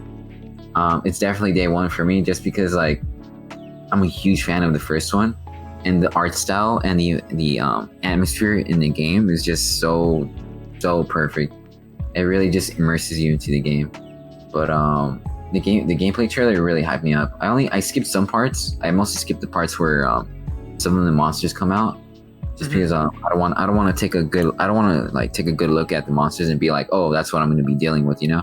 I'd rather be surprised when I get my hands on it. But yeah, it looks good. Honestly, day one for me. If you never played Little Nightmares, I highly recommend playing the first one. You can get it for like $5 when it's on sale on Steam or on PSN or Xbox, Microsoft Store. You can, or even on Switch too. Highly recommend it. It's really, really fun, and yeah, and it has a good story to it too. Pretty good. Okay, you mentioned saying that you're gonna get a day one for PlayStation 5 or Xbox, right? Yeah. What if I told you that it's not coming to PlayStation 5? Oh, it's not? I don't think so, dude. At the end of the trailer, it only says PS4, Xbox, Switch, and PC at the end of the trailer. Yeah. Okay, now I remember now. Okay, I did read it on Twitter a while back. It did say that they were going to release the next-gen versions, but later on. Oh, okay. Yeah. So what are you gonna do now? I'll probably just get it for Xbox One X, dude. And plus, it's like, I think the game's like pretty cheap, like $30 or $40. I think it's not that expensive, but I'm still gonna get it for the One X for sure. Nice. Mm-hmm. Do you think with the price, because the original Little Nightmares is $20, do you think with the price adjustment, do you think it's gonna be a longer game than the first one? That's a good question. I don't know, dude. I don't think so. Wait, I really don't know. I think it would be a full price, and that would mean that it'd be a much longer game than the previous Little Nightmare. Even if it's not a longer game, do you think it will have at least like a lot more content than the first one since the price is rising? Yeah, because you're playing with two characters now. It's gonna be co-op. But I'm assuming you can play it by yourself, which is what I'm gonna do. I'm gonna play it by myself just because I just want to be more immersed into the game. But what if I wanted to play with you? Yeah, they're gonna have co-op, and that just tells me there's just gonna be more content to do, like more stuff to do in the game. Mm-hmm. But I'm assuming the price is gonna be like maybe 30 or 40. If it's 60, then that tells me the game's gonna be much longer, because the first Little Nightmares wasn't really that long. It was like maybe like I beat the game like in one sitting in one night, like 6 hours. But then I got it for like $10 on flash sale on PlayStation. Okay, for sure. Yeah, Little Nightmares 2. I gotta play Little Nightmares 1 because I know you've been recommending it more than enough. You know. Yeah, I have it on Switch, and I just have not started it just because I got it on sale. But regardless, I do need to play that. I've been lagging it, honestly. But seriously. You can't say nothing because you still haven't played God of War, you bitch. Yeah. Regardless, last thing from Gamescom that we're gonna cover is they showed off a full gameplay, like full 11 minutes of Ratchet and Clank Rift Apart. And wow, I can't wait. It's pretty much, honestly, they showed pretty much the same thing what they showed at the PlayStation 5 conference or whatever. But regardless, they showed a little bit more, and they had a little developer interview at the end of the thing, and they asked when do you think do we have a release date for this yet? And he said that they're aiming for the PlayStation 5 launch. Yeah, so another game for the PlayStation 5 in 2020. Yeah. It's not confirmed that it will, but that's what they're aiming for. And honestly, that brings that's hype as fuck for me. We're gonna get that. If it does, Ratchet and Clank, Spider-Man. What's another one that's happening this fall? Cyberpunk. Call of Duty. Damn, dude. Yeah, it's fuck. It's gonna be so good. Seriously. I can't wait. I saw the comparisons between the Ratchet and Clank demo that they showed, the gameplay demo, and the previous one from the conference like 2 months ago or a month ago. And there is a difference in graphics. Obviously, the new gameplay that they showed at Gamescom is a lot more polished, and the graphics look a lot more cleaner. Nice. So that's pretty good to see, improvement from that short of a gap. Yeah, improvements, and not just improvements, but to see that it's not being downgraded. Because when I saw the conference, I was like, damn, that shit looks good. You know, I hope they don't downgrade it. And to see the new gameplay, and I'm like, yeah, they definitely improved the graphics. But yeah, that's pretty cool. Hell yeah. Definitely, yeah, that's definitely, if it does come out for the PS5 launch, then that'd give me another reason to buy the PS5, because like, you know, not only will I be able to play Ratchet and Clank Rift Apart on day one, but I'll also be able to play God of War, you know, Spider-Man. You already know the games that I haven't played on PS4, you know. But yeah, can't wait, dude. Yeah, definitely. It's so exciting, but it's like, it's so exciting, but then you think they still haven't announced prices and we still don't have an official pre-order, you know what I mean? I think I would be even more hyped if I already had my PlayStation 5 pre-ordered already, you know what I mean? I don't have to worry about it, like it's happening, but just to know it's happening and I'm still worrying about shit like this is like, oh my god, it brings it down a lot, honestly. Mm-hmm. It's like, I'm excited, but it's like, oh my god, I still don't even have a pre-order, you know what I mean? Yeah. It's all over the place, but whatever. Speaking of new consoles, there has been, I guess, another rumor of Nintendo Switch coming out with a higher end model at the beginning of next year, 2020. Oh shit, 2021. Really? Like, sure. there's always been Nintendo rumors of, at least this started years ago, I think before the Switch Lite came out, that there was new SKU models for Nintendo Switch. Something like there was going to be a Pro model and that there was going to be a cheaper model, the Switch Lite. And we only got one, and that was the Switch Lite. You know what I mean? But they never said anything about a Pro model. And Nintendo clarified saying that we do not have plans of releasing a new model in 2020. But they never said anything about ever releasing a new model. You know what I mean? Yeah. So new rumors surfaced saying that there was new, I think someone had a report. I forgot who it was. I think it was Bloomberg or something. And I think they were talking like, I don't know who they were talking to, but they found out more information of the Switch Pro coming out in the first quarter of 2021. I think, what is that? Is that 4-year anniversary of Nintendo Switch? 2021? Yeah, 4-year anniversary. Damn. If they release it in March? Yeah. Well, what do you think? Because supposedly there's talks about the tablet being 4K, being higher, having pretty much a stronger setup than the current Switch model. That'd be great. Honestly, that would mean a lot of third-party developers will actually, you know, port their games onto the Switch. You know, if that's the case, hopefully. But damn, I'm kind of hyped for it, you know, because I would love to play Doom. Because Doom on the Switch runs at at a low resolution at 24, 27 frames per second. But then again, you're playing on a small screen, so that really isn't much of a big deal unless you're playing on the big screen, which is a lot more noticeable if you have lower frames. But yeah, like it'd be cool, honestly. Like when I get my hands on it, maybe I would sell my current Switch and just buy that one too, the upgraded version. But I'm curious to know like what the price would be though, because like the current Switch is still $300, right?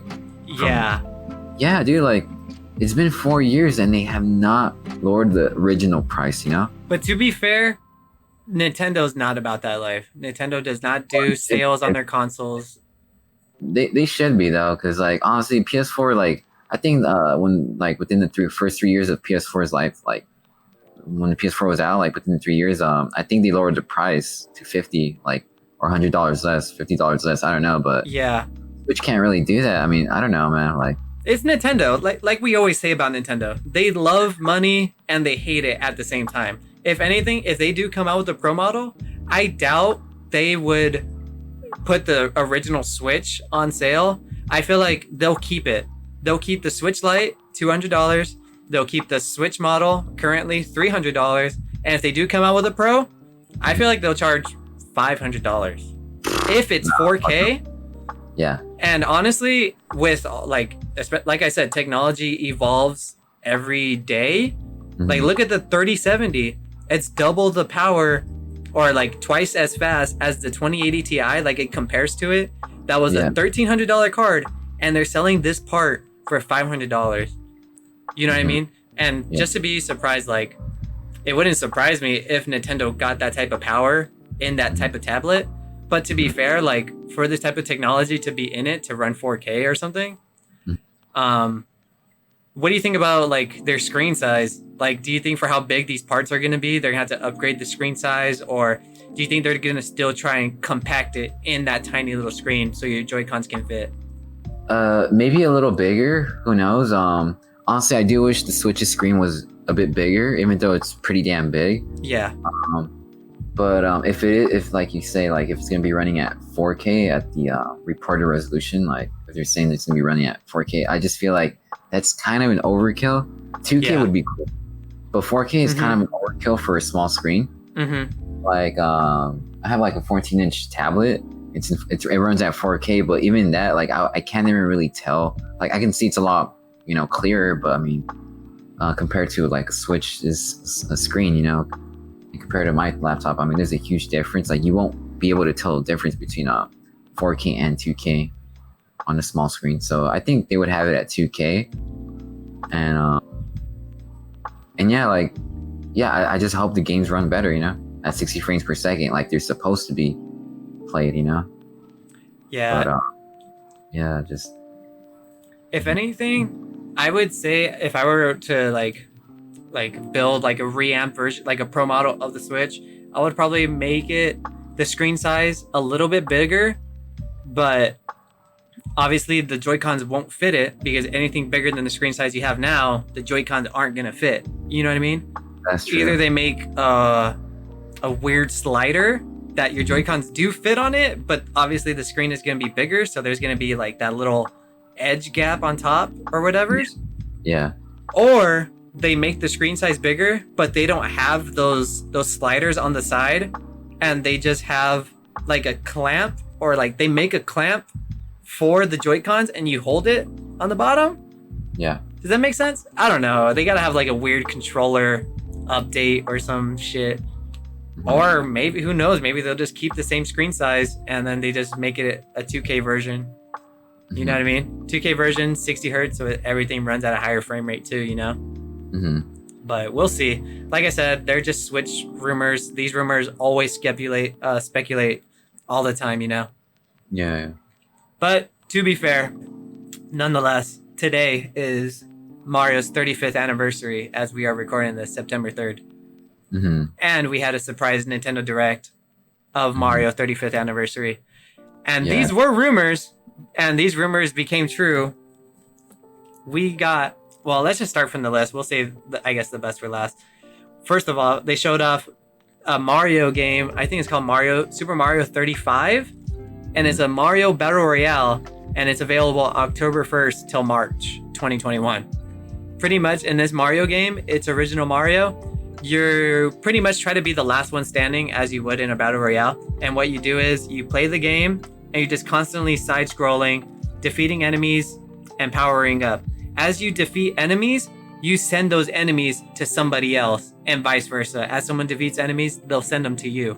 And whoever is the last one alive wins the entire game. What do you think about that?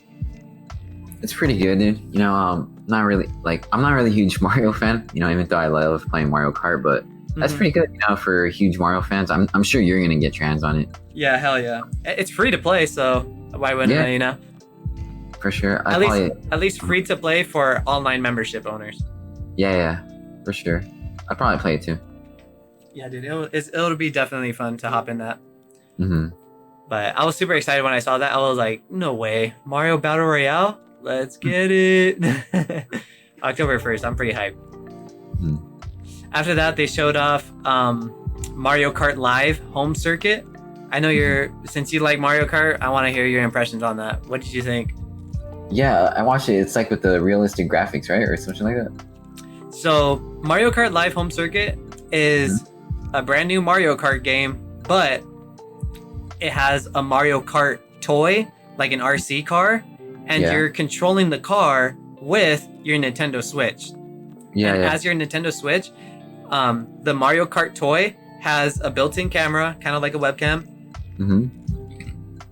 And you're racing real time around your room. You have set up like these checkpoints, Yeah. And the way to do it is that there's 3 checkpoints. I'm not sure. You pretty much are making your own track in your house with the camera.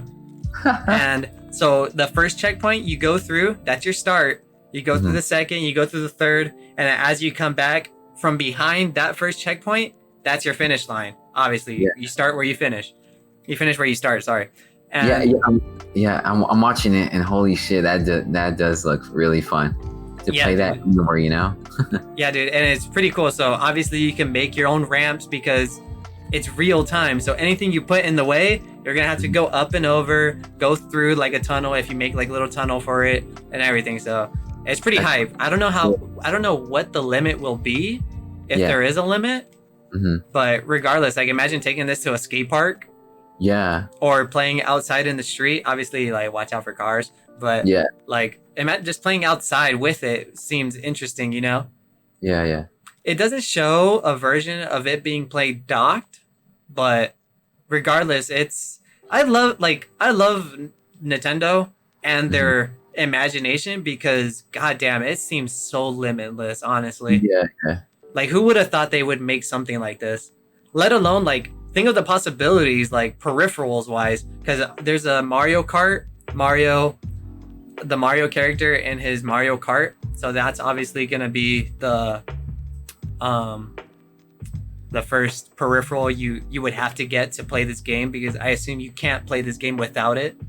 You know what I mean? And in the trailer you can see that there's a Luigi cart, so I can only imagine how many carts they're gonna create for other people to collect, you know what I mean? Yeah. Or if they even make like their Nintendo Labo kits, like I can only imagine if they make like bundles to make ramps or even tracks or track peripherals for your race, you know what I mean? And it'll be able to interact with the game. You know what I mean? It's such a cool idea that Nintendo's doing. And that release is October 16th. That's next month. And I believe, I don't know, there is a listing on Best Buy and it costs $100 for Mario Kart. For sure. But overall, it makes sense. $60 for the game, and I believe you get the checkpoints, to set it up. Those, and you get Mario and Mario Kart. So that's $40. So pretty much $60 for the game, $40 for the peripherals. I wouldn't see why you would just buy the game itself without the cart, because I assume you need the cart to be able to play. So it makes sense to just bundle it all in at one price, you know? Yeah. And Heike, I'm cool with $100 just for a starter bundle, and then maybe buy Luigi on the side for $30 or whatever, how much he's gonna cost, you know? But if other characters cost an extra $60, it's gonna be like, what the hell? Like, damn. Paying, that's like $60 DLC, you know? Just for one character. But overall, it's a really cool idea. Do you have any final thoughts on it? No, honestly, I'm pretty hyped about it. I normally criticize Nintendo sometimes just because of the way they practice, like the way they just their marketing not their marketing strategies, but the way they how can I say just like the way they price their products in a way, like you know how they don't really lower the price. But I will say it's pretty innovative in a way, you know. I think that's really cool, I gotta say. Yeah, I'm pretty happy about it. I might get it, you know. Yeah, definitely. It looks really cool. I want to get it. I missed the pre-orders. I think they're sold out on Best Buy, or they just haven't went live yet. But yeah, other than that, it looks really good. I can't wait. It looks so cool. I just can't imagine like people's like maybe someone starts like a YouTube channel like saying like, oh, this is how I made my Mario Kart circuit. Maybe you can too, and then you just build it in your own fucking room. You know what I mean? It's just the idea of the imagination of being able to do that, you know? Yeah. But yeah, regardless, it's really cool. I can't wait. After that, they showed off Super Mario 3D World plus Bowser's Fury. That comes, it's pretty much a remake. I don't know if it's a remake or a remaster, whatever they want to call it, of Super Mario 3D World from Wii U. That comes out February 12th, 2021. And there was some information that they shared after the Direct. I don't know what they shared, but supposedly there's some new new implements. I think it has online 3D. I mean online co-op, so you don't have to sit down on the same couch to play together. You can play throughout the whole game with each other. And obviously there's new DLC, Bowser's level, I assume. And yeah, the original Super Mario 3D World for Wii U was really good. And for sure, I'm definitely going to pick this up. I don't have much to say about that, but if you played Super Mario 3D World for Wii U, it was really good. No, I've never played it. But the first Mario game I've ever played was well, actually, it was my first one was Super Mario World for Super Nintendo. But the one I actually like bought was Super Mario Odyssey. But that's the only those are the only two that I've played of Mario World. But no, I haven't played the Wii U version though. I suck. It's fine. No one played the Wii U, but regardless, I say definitely if you have not seen the trailer for that, it's a fantastic game. It looks really good. But overall, the final banger was that this rumor happened, I think, at the beginning of the year, that we're gonna get remasters of a couple of old Mario games, but I guess not. So they announced Super Mario 3D All-Stars. It has Super Mario 64, Super Mario Sunshine, and Super Mario Galaxy all in one game. Shit. What do you think about that? That's pretty cool. It's limited, right? So pretty much this game with all three games is not a remake or a remaster. There's like some implements that they like added. So like they made the screen size of the game bigger. I think they upped the frame rate, I believe. I'm not sure. But just little tweaks that they fixed from the old games to implement it into the Switch. I think the Switch Joy-Cons are all compatible playing wirelessly without them being plugged in. You could do motion controls on some of the games. And yeah, this is a limited release. It's only, I believe, digital and physical. So I don't know what's up with that. So pretty much if you want this game, you... like I say pre-order it because I don't know what the physical versions are gonna look like. And digitally it's weird because it's a limited time only. It's only gonna be available from, it releases September 18th, which is in 2 weeks, which is really cool. Like how soon it's gonna come out, you know? And it'll be gone forever on March 31st, 2021. Like, what do you... That's kind of weird because usually digital games, if they're gone off the market, there's no way to re-download them. Like, look at PT. If you delete PT off your PlayStation, there's no way of getting it back because they took it off the market. So if Nintendo sells this game digitally and you delete it off your Switch, how are you gonna re-download it if there's just no way to buy it back? You know? Yeah. So I don't know the marketing strat on that. Like, what's the reason behind it for making it limited time? But regardless, I got my physical version pre-ordered because as a person that, I mean, I would like to say I love Mario. I'm not like a super expert on it, but I've played Mario 64 on the Nintendo 64, but I have never played it all the way through. And I never owned a Nintendo 64. I would only play it at friends' houses or someone else's house or someone that live with us and they had a Nintendo 64. I would just use theirs, but I never played it all the way through. And I've always wanted to. And I remember playing it on the Wii U because it had a Nintendo 64 emulator, and I bought it. It was like $10, and I got so far and I just dropped it. So just being able to know that this game is coming to Switch, I am for sure definitely going to play through all three of these games. I've never played Sunshine and I've never played Galaxy. But regardless, how do you feel about having these three games on Nintendo Switch? That's pretty good, dude. Honestly, my dad's a huge Mario fan. So maybe like I probably get this for his birthday, but yeah, I think it's pretty good. When I get it, I don't know, like even I couldn't pass the original Mario Odyssey game. But for any huge fan of Mario, I mean, it's a no-brainer. Like you're just gonna have to, you're gonna buy it because you love Mario, you know. Anyone who's a huge Mario fan, they're gonna get it. But that's pretty cool. I mean, $60 is, I'm sure that's what they're gonna be asking for, $60. I think that's a good deal for updated, you know, resolution, you know, Joy-Con support. I think that's a great idea. Yeah, definitely. regardless, how do you feel? I know a lot of people are upset that Nintendo, they see Nintendo as, oh, they just remake games for the current gens. Like, how do you feel about that type of idea? It's honestly like it's kind of true in a way, but I mean, it is Mario. I mean, they've been doing that. I mean, Mario's like over 35 years old. I mean, there's a lot of like older folks that would love to play old games on the Switch on the go, so it kind of makes sense why they're doing it.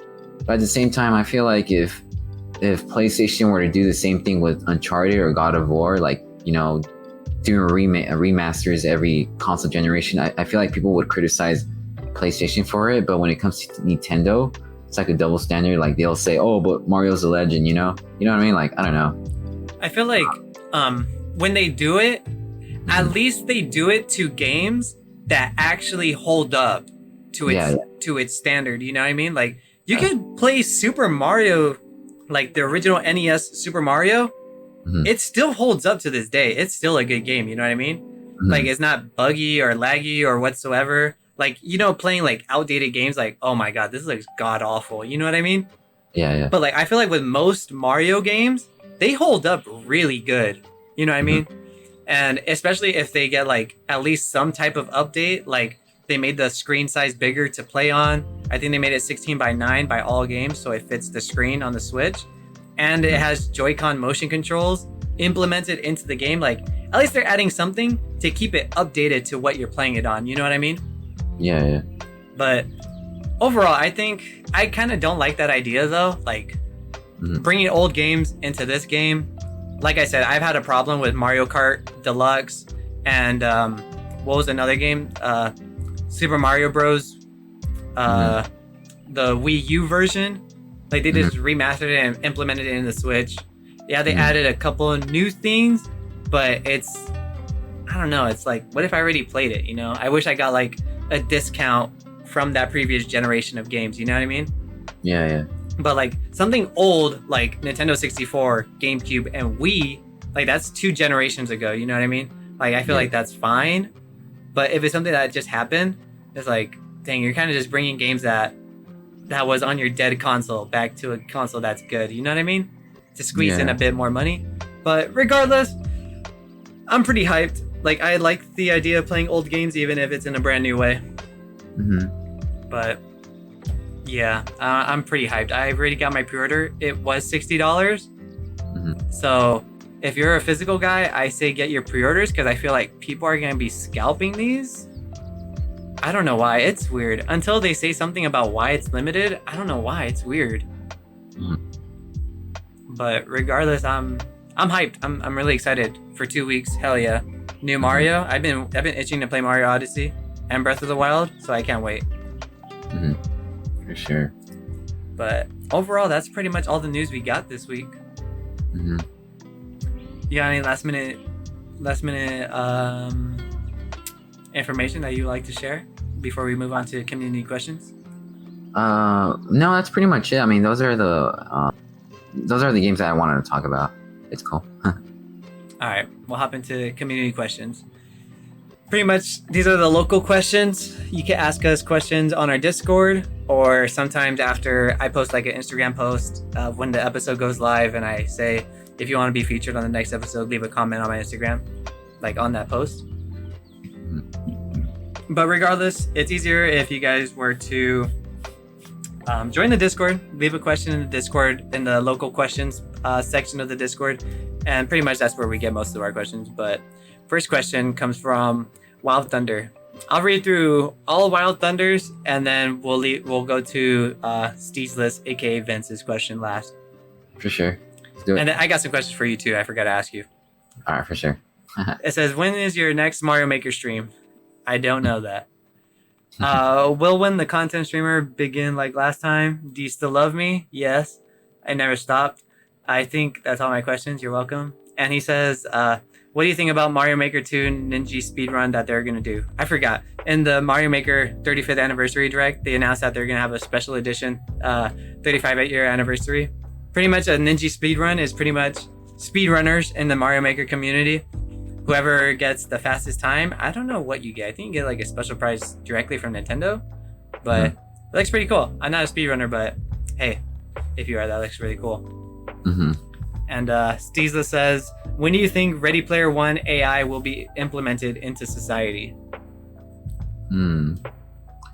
I feel that would probably be possible within the next 100 years, or maybe 1,000 years. For something like that, it's just way too complicated, and I just feel like we don't have the technology yet to do stuff like that. Maybe we have like holograms, like the way they did Tupac like 8 years ago, and that was 8 years ago, and yeah, that looked really good for its time. But something like this, having like instead of paintball, you're like shooting like holographic bullets into like these holographic zombies at a paintball spot, something similar to that. I think that's possible maybe in today's world. Like I think we have the technological stuff, like equipment to do something like that, but of course that would come with the huge price tag, to like develop something like that. But I feel like that would probably be possible within 50 years. I'm gonna say 50 years, but I could be wrong. Maybe even sooner. But for me, 50 years. Definitely, I would assume probably when I'm dead. So like either, like you said, like 50, maybe 100 years, and that'll probably just be the beginning. Yeah.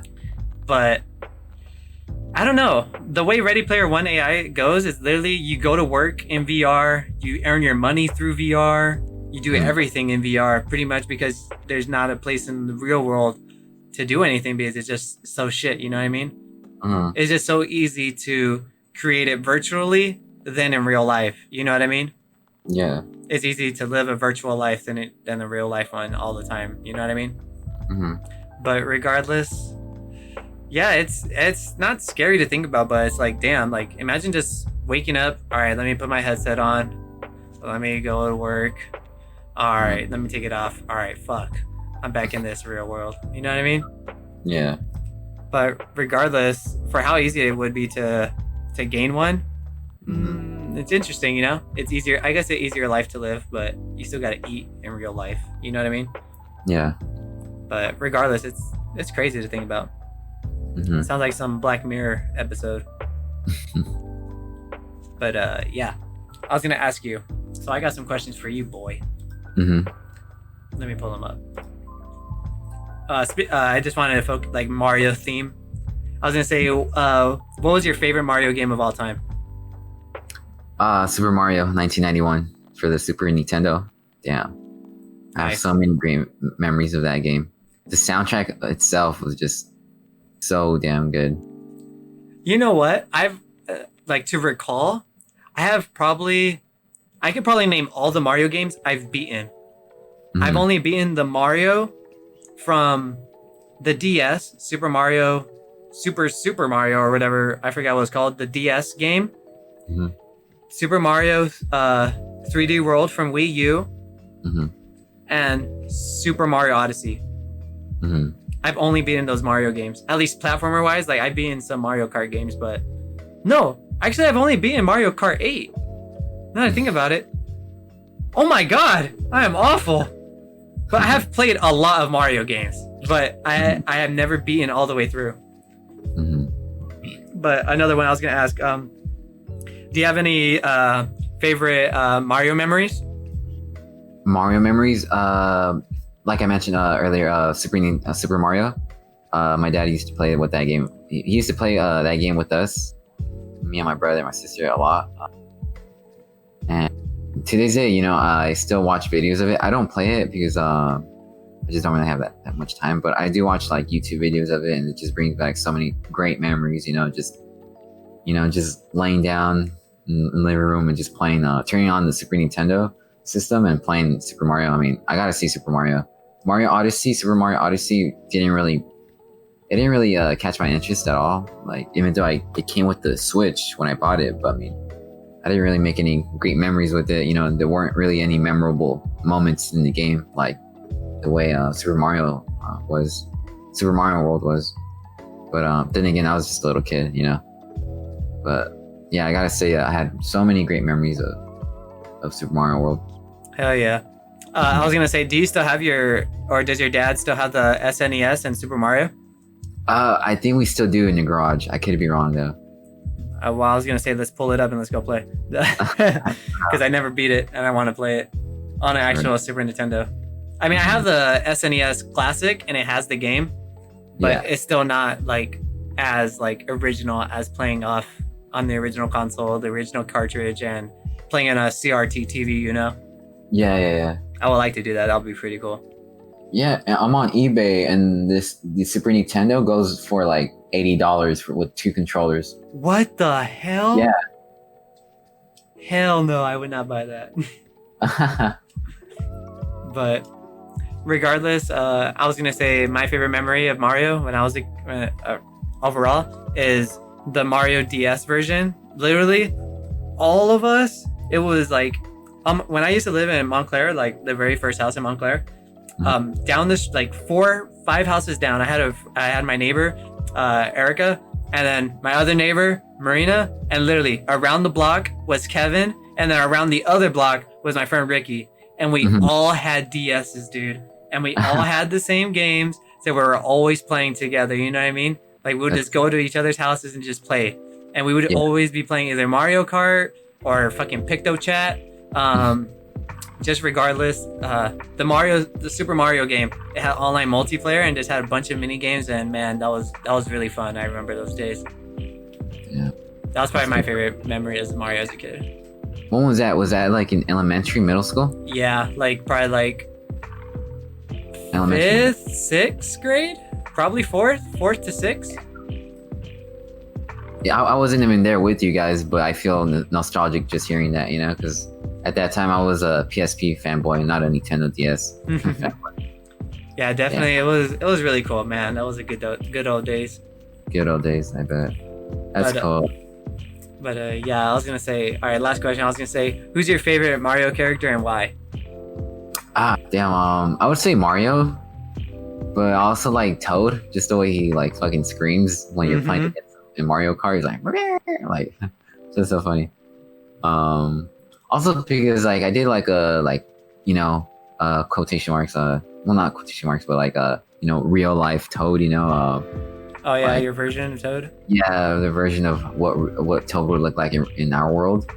So like I really dig his design. Just I just think it's like just hysterical. Like he has no nose, It's just 2 eyes and 1 mouth, no ears or anything. I love his design, But I would say Toad or Mario. Yeah, definitely. You already know my favorite character. Toad. Yep, Toad's my favorite. Yeah. Just because, like you said, like his scream, just his voice in general, like it's just so funny. Yeah. But yeah, that's all the questions I got. You got any questions? No, I can't really think of any right now, honestly. It's all good, but pretty much that's episode 38 of the local podcast. Like we said before, you can find our podcast on YouTube, Audioboom, Spotify, Apple Podcasts, Google Play, and that one app we don't know about, but you guys know about. And yeah, join our Discord. It's pretty fun. We've been getting a couple of people in there, but it's slowly growing, but we will see. But definitely join if you want to ask us questions. You can ask us through there. It'll be easier to find, or like I said, on the Instagram post. Find me on Instagram, Press Gates. Yeah, Mike, you got any last minute thoughts on what to say? As always, I just want to say to people that are listening, just stay safe, wear your mask, and yeah, just enjoy life, Don't stress too much, everything will be okay, That's all I gotta say. Yep. Well, this has been Disney 365. See ya!